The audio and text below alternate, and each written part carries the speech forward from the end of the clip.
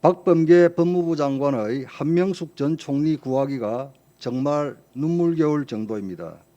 이번 감찰은 지난 3월 박 장관이 수사지휘권까지 발동해 한명숙 전 총리 구하기에 나섰다가 한명숙 사건 위정교사 의혹 관련자 기소가 무산되자 코너에 몰린 박 장관이 자신의 잘못된 수사지휘권 발동을 감추기 위한 것이었습니다. 박범계 법무부 장관의 한명숙 전 총리 구하기가 정말 눈물겨울 정도입니다. 어제 박 장관이 지난 2015년 대법원이 이미 징역 2년을 확정한 한명숙 전 총리 불법 정치자금 수수 사건의 수사 과정에 대한 법무부 대검 합동 감찰 결과를 발표하면서 검찰의 부적절한 수사 관행이 확인됐다고 밝혔습니다. 그런데 박 장관이 부적절한 수사 관행으로 언급한 100여 회 소환은 정치 자금을 한명숙에게 제공한 혐의를 받던 한만호 전 한신건영 대표와 동료 재소자 3명 등 총 4명이 9개월간 조사를 받은 횟수를 합한 것입니다.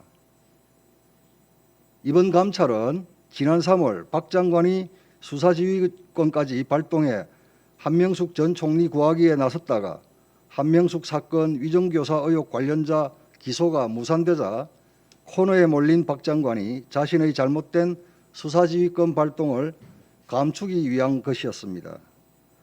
만약 수사 과정에서 문제가 있었다면 대법원이 유죄를 판단했을 리가 없고 전국 고검장들과 대검 간부들도 압도적 다수로 위정교사 혐의에 대해서 무혐의 결론을 내릴 수 없었을 것입니다.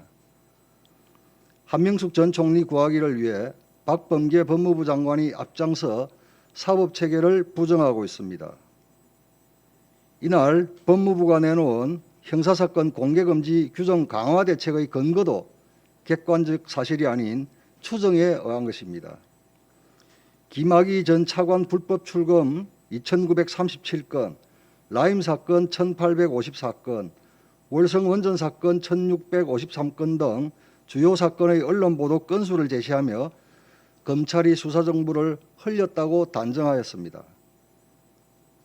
이에 객관적 정황이 있는지에 대한 기자들의 질문에 박범계 장관은 강력한 추정을 가지고 있다고 답변하였습니다. 법무부가 예로 든 사건은 여권 인사 연루 의혹이 제기되거나 정권에 부담되는 사건들입니다.